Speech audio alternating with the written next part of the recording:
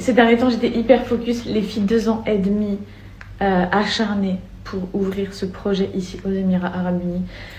Vous avez été plusieurs à me demander combien ça coûte, etc. d'ouvrir. Il faut savoir que nous, on est sur un investissement, je pense, qui frôle les 250 000 euros pour ce salon de beauté.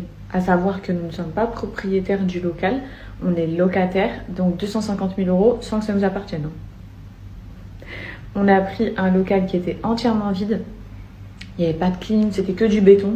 Et on a entièrement tout refait vu que j'avais plein d'idées. Je voulais un truc hyper girly, donc je voulais vraiment pas un salon qui était déjà en place, vu que je voulais entièrement tout créer avec mes équipes.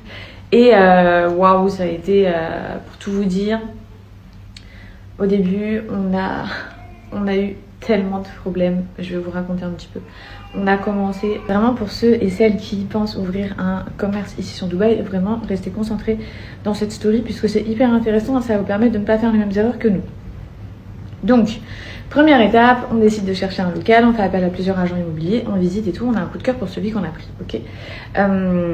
Faut savoir que c'était un local où il y avait uniquement des murs en béton, il n'y avait même pas de climatisation, genre il n'y avait rien du tout dans ce local. Et moi ça me faisait pas peur vu que vous savez j'aime trop les travaux, j'aime trop tout remodifier et surtout que j'avais tellement d'idées en tête que je voulais vraiment que ce local parte de zéro, ça m'arrangeait pas qu'il y ait déjà des murs, des cloisons ou que ce soit déjà un salon de beauté pour tout casser au final. Donc on le valide, on commence à faire tous les approvals. Quand on le valide, on paye le loyer. Ici, les loyers, c'est à l'année. Ok, on voulait prendre à loyer puisque c'est le premier salon de beauté, voir si ça marche pas et pas commencer à s'engager sur un achat alors qu'on ne sait pas ce que ça va donner. À ce moment-là, on enclenche les démarches pour faire passer tous les approvals pour les travaux. À Dubaï, tous les approvals sont payants. En moyenne, c'est à peu près 1000 euros. Donc, ça chiffre très vite. Bref, au bout de 4 mois, donc ça fait déjà 4-5 mois qu'on paye le loyer, on a un retour négatif qui nous dit mais c'est pas possible, vous voulez faire un salon de beauté mais le local que vous avez choisi il est fait pour un restaurant. Minute de silence, et vraiment à ce moment-là je me dis c'est un cauchemar, c'est pas possible, c'est pas possible. Du coup je pète un plomb, je me dis, je pète un plomb, quand je vous dis je pète un plomb c'est que je pète un plomb plus je suis méga triste. Et il y a eu plein de phases méga tristes pendant ce projet que je vous ai complètement caché parce que j'avais tellement peur qu'il aboutisse pas qu'au bout d'un moment je me suis dit ça y est, je peux plus vous en parler, c'est pas possible, toutes ces dingueries. De là, les autorités nous disent c'est à l'agent immobilier de vous le dire. Eux, ils sont très bien informés, ils savent à quoi est censé servir le local. Je leur dis c'est pas possible. Nous, dès le début, on a dit qu'on cherchait un local pour faire un salon de beauté et tout. Et de là, on se rend compte que l'agent immobilière, c'était le dernier de ses soucis. Elle voulait juste louer son local, prendre sa com et tout, et basta. Donc, elle nous a mis déjà à ce moment-là dans une galère. Je demande est-ce que c'est possible de modifier le local, d'en faire du coup un salon de beauté et tout. Ils me disent oui, mais du coup faut demander des nouveaux approvals puisque c'est vraiment pas un local qui est fait pour, machin et tout. Je dis ok, on se lance, donc on redépense de l'argent. On a une réponse favorable à ce moment-là. Je me dis enfin, genre ça y est, je suis rassurée. Je me dis ça y est, le problème il est réglé, on va enfin se lancer. À ce moment-là, l'agent immobilière, avant ce problème, elle nous avait fait rencontrer une agence de designers, ok. Et elle nous avait dit ils sont bien et tout. Et moi, je vous avoue, je lui avais fait grave confiance. On lui avait fait trop confiance. Et au final, du point de départ, c'était une catastrophe. L'équipe de designers, voilà, je vais dans leurs locaux, ils me montrent sur ordinateur ce qu'ils ont déjà fait. Moi, je leur donne toutes mes idées. Voilà, je veux une machine je voulais grave un salon instagrammable. Donc j'avais des délires, genre comme la machine à fête foraine, je voulais des miroirs au-dessus de chaque sofa pour les ongles, pour que les filles elles puissent se prendre en selfie genre en hauteur. Je voulais que les fauteuils pour les cils, vous voyez, je sais pas si vous les avez vus, mais ils ont vraiment une shape, tout est fait sur mesure et tout. Je voulais choisir le tissu de tout le mobilier. Donc bref. Prendre du temps, du coup voilà, elle nous dit oui, moi je connais toutes ces fabriques à Dubaï, c'était même pas à Dubaï, je crois que c'était Sharjah ou Dera, bref c'était genre 1 heure de route. Mais elle dit je connais des usines et tout, il n'y a pas de problème. Donc tout commence à avancer. À ce moment-là, je crois que ça se passe bien. Les travaux déjà mettent énormément de temps à commencer. Alors que dans le contrat, il y a écrit qu'il y avait genre, je crois que c'était écrit qu'il y avait 3 mois en tout cas pour que l'électricité, tout le basique soit fait. Nous, on leur donne tout en main, vu qu'on a fait une confiance aveugle et ça a été le plus gros de mes problèmes. Suite à ça, moi j'ai l'impression que ça avance et tout, mais au bout d'un moment, je me rends compte que ça stagne. Genre ça n'avance plus du tout, il n'y a rien qui se passe et figurez-vous que nous sommes tombés sur une escroquerie totale. C'est-à-dire qu'à l'heure actuelle, quand je vous ai dit 250 000 euros, c'est ce que ça nous a coûté à l'heure actuelle. Alors oui, on va essayer de rentabiliser, mais ce que je veux vous dire par là, c'est que dans les 250 000 euros, il y a de l'argent qui a été volé. Genre, il y a de l'argent qui s'est enfui de Dubaï. C'est-à-dire que la société de design m'a pris une partie de cet argent pour me faire croire qu'ils allaient faire les travaux que j'avais demandés. Et ils se sont barrés, ils ne m'ont plus jamais donné de nouvelles. Et je les ai plus jamais revus. D'où le fait que pendant un moment, vous me voyez aller à la police et tout. Je sais pas si vous vous rappelez, j'allais trop souvent à la police. Oh, ça m'a demandé un temps fou. Donc comme ça, vous savez, ces gens-là ont mon argent et ils doivent vivre leur best life à l'heure actuelle. Suite à ça, donc dans la première année, les travaux stagnent. Ok, on a un appel de l'agent immobilier qui nous dit bon voilà, il faudrait renouveler votre contrat il se termine. Non, elle nous dit ouais, votre contrat il se termine de location. Moi ça fait 1 an j'ai pas ouvert, j'ai perdu là l'argent, on a perdu trop d'argent. Et elle me dit par contre le propriétaire ne souhaite pas renouveler la location. Pardon, mon salon n'est pas encore ouvert et vous êtes en train de me dire que le propriétaire ne veut pas renouveler le bail. Ah non, il avait convenu que voilà, c'était juste une location d'1 an. Maintenant, il souhaite le récupérer. Donc, du coup, voilà.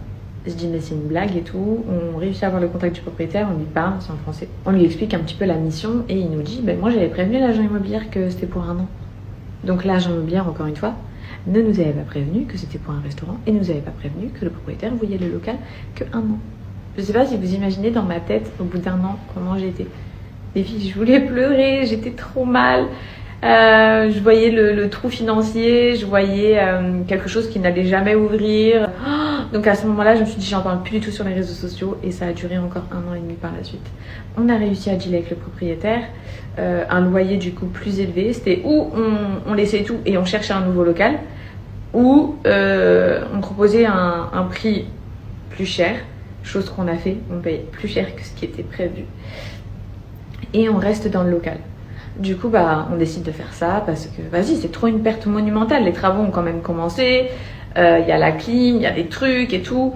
Il me manquait aussi, à ce moment-là, tout le mobilier. Donc le mobilier, on n'a plus de nouvelles et tout. On se rend dans les usines. Puisque moi, je me souviens que la designeuse, puisque c'est une femme, quand elle avait voulu se saucer et qu'elle m'avait montré les usines et tout, elle m'avait emmenée la première fois. Et moi, vous savez, je suis sur les réseaux, donc elle le savait pas, mais je filmais tout. Du coup, j'ai retrouvé dans ma pellicule toutes les vidéos, j'ai zoomé, j'ai mis sur Google Maps les images, j'ai retrouvé la localisation au milieu du désert à Dera, à Sharjah, et on s'est pointé là-bas. Et là, on a fait scandale, on a vraiment pété un plomb. Ça c'était genre au bout d'1 an et demi avec Anas, Sabrina. On arrive là-bas et la fabrique nous dit écoutez, oui, j'ai votre mobilier, il est fini depuis 8 mois. J'ai dit mais la designeuse nous a dit que vous mettiez beaucoup de temps parce que c'était pas fini, parce que vous aviez des délais, machin. Et ils nous disent non, pas du tout. Nous, ça fait 8 mois qu'on attend juste d'être payés. Et moi, je devais pas les payer eux, je devais payer la designeuse qui dispatchait l'argent partout, vous comprenez? Là, je me dis, c'est une plaisanterie. Du coup, on leur explique tout. On leur dit, s'il vous plaît, on leur montre les paiements, laissez-nous partir avec le mobilier, on doit ouvrir. Ça fait 1 an et demi qu'on est en perte, qu'on a le local qu'on paye dans le vide, la 2e année et tout. Et il me dit, mais moi, je peux rien faire, puisque moi, ils m'ont payé le prépaiement pour commencer la fabrication de votre mobilier, mais j'ai pas la fin, donc je peux pas vous le livrer. À ce moment-là, ils appellent ma designeuse et elle leur répond devant nous. Du coup, nous, on pète un plomb, on prend le téléphone et tout. Elle dit ok, je vais vous payer et tout. Elle les paye devant nous. J'aurais fait un transfert et tout. Et par contre, elle leur dit, par contre, moi, je suis en litige avec eux, donc vous les livrez pas quand même. Vous êtes payés, j'ai pas de problème avec vous, mais vous les livrez pas quand même. Donc, je quitte. Et vraiment, c'était un carnage. Je quitte ces entrepôts comme ça, les filles. Et sur les réseaux, je faisais comme si tout allait bien. Je quitte tête baissée, trop triste, abasourdie. Et je vois tout mon mobilier que j'ai fait sur mesure. Je vois mes tissus, je vois tout. Et j'abandonne ça dans les fabriques. Je me dis, c'est pas possible. C'est un cauchemar. C'est un cauchemar. Et tout part de agent immobilier qui nous a pas dit pour le restaurant, qui nous a pas dit pour le loyer d'1 an, qui nous a mis en relation avec ses designers. Tout part du point de départ et ça a été un enchaînement catastrophique. Mais vas-y, je voulais y croire et tout. Je me disais, c'est pas possible, on n'a pas mis autant d'argent pour que ça n'aboutisse pas. C'est pas grave, c'est un risque à prendre de continuer et de perdre encore de l'argent, puisque faut savoir à Dubaï que, ok, tu renouvelles ton loyer que tu paies un an, mais tu renouvelles ta société. Tous les ans à Dubaï, tu renouvelles ta licence. Tu renouvelles ta société. Le prix de ta société, le prix de la licence qu'il faut renouveler, c'est le prix d'une société. Donc tous les ans, ça te coûte à peu près... ça dépend du commerce, mais ça peut te coûter, je dirais, entre 5, je dirais, à 10 000 euros. Donc on renouvelle la licence, on renouvelle compte bancaire, professionnel, on renouvelle tout. Et on est toujours bloqué. À ce moment-là, on finit par réussir à trouver un terrain d'entente, chose qu'on croit. Hein. On les fait venir à la maison, on a toute une discussion hyper, j'ai l'impression productive, même si on ne s'entend pas, vu ce qu'ils nous ont fait. J'ai l'impression qu'on va enfin trouver des solutions. Ils nous disent, vous inquiétez pas, oui, on était beaucoup occupés, on va vous arranger niveau prix, on va vous rembourser ça. Après ça, les filles, on ne les a plus jamais revues. Ils nous ont plus jamais répondu et je ne les ai plus jamais revues. Je vais continuer tellement je suis abasourdie, je fais des pauses mais ça va être horrible en story. Du coup, je me dis c'est pas possible, on doit reprendre de toute urgence les choses en main. Sans cette équipe de designers, on va porter plainte. Qui sait, Inch'Allah, peut-être que je récupérerai mon argent. Et si je ne la récupère pas, c'est comme ça m'apprendra pour la prochaine fois. Mais de toute façon, je peux faire quoi? Donc on prend tout en main et on se rend compte à ce moment-là, on fait tout pour ouvrir. Parce que c'est eux aussi qui se chargeaient de toutes les démarches administratives, tous les documents, tous les approvals et tout. Et on se rend compte qu'en fait, on n'avait pas d'autorisation que les autorisations pour faire des rooms, des cabines dans notre salon, ils n'étaient même pas faites auprès des autorités, alors que le designer avait déjà fait les cabines. Je sais pas si vous vous rendez compte. Genre, il n'avait pas demandé les approvals, il avait fait tout ça à l'arrache. Sauf que nous, vu qu'on arrivait à la fin, on allait avoir un contrôle. Qui dit contrôle, un mec qui vient, il examine ton local et il voit que c'est pas du tout ce que eux, dans les autorités, ils ont. Il n'y a pas ça qui a été fait, il n'y a pas ça qui a été fait. Donc là, je me dis, waouh, du coup, ils sont hyper gentils avec nous, ils voient notre désespoir. On nous dit, écoutez, faites-nous des plans, là, envoyez-nous pour qu'on fasse les approvals, même si c'est déjà fait et tout. Rien que de raconter ça me prend énormément d'énergie. Du coup, on fait tout ça. On se rend compte qu'il n'avait pas non plus fait les approvals pour la devanture, alors que nous, il nous avait dit, c'est fait depuis tellement de mois, si ce n'est un an. Et il nous avait dit, vous n'avez plus qu'à commencer la devanture, il n'y a aucun problème. En fait, ça n'avait jamais été fait. Donc du coup, ça rallonge des mois, puisque pour un approval, ça nous mettait plusieurs mois. Des mois, l'approval intérieur pour les cabines, l'approval extérieur, l'approval ensuite, il fallait tout ce qui est contrôle incendie. Tout ce qui était contrôle incendie, j'avais payé pour les extincteurs et tout. En gros, il fallait les mettre dans des endroits bien spécifiques du salon, c'est eux qui décident et tout. Le mec qui était designer pour moi m'avait dit, oui, t'inquiète, tu peux te mettre dans le mur et tout, ça avait été mis dans le mur, au final, ça avait été refusé. Et donc, il m'avait dit, pas de problème, je dois te déplacer, ça et tout, mais par contre, les travaux pour tout ce côté extincteur, là, parce que tu fais appel à une société, c'est pas eux qui le font, c'est des sociétés spécialisées qui font tout l'aménagement anti-incendie et tout. C'est genre 1500 €. Je les paye. Sachez que ça n'a jamais été déplacé. Aussi, mes 1500 € en plus qui étaient pour une autre société, ça n'a jamais été déplacé. Mais tous ces paiements-là, ils ont été faits quand je croyais en eux. Donc bref, les filles, dinguerie. Tout ça pour dire qu'on a entièrement tout fini de nous-mêmes. On n'a rien lâché.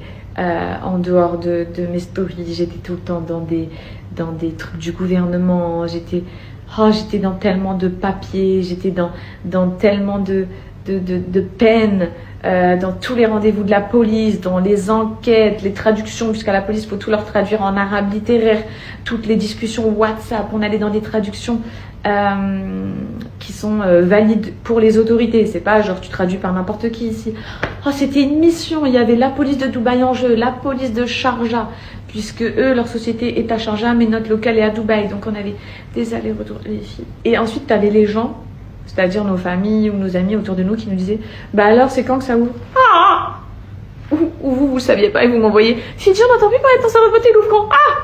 J'étais comme ça, au secours, ne m'en parlez plus.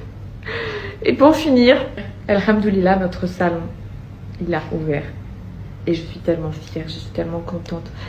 Je suis tellement contente, mais vous pouvez pas imaginer tellement que ça a été waouh, genre ces derniers temps j'étais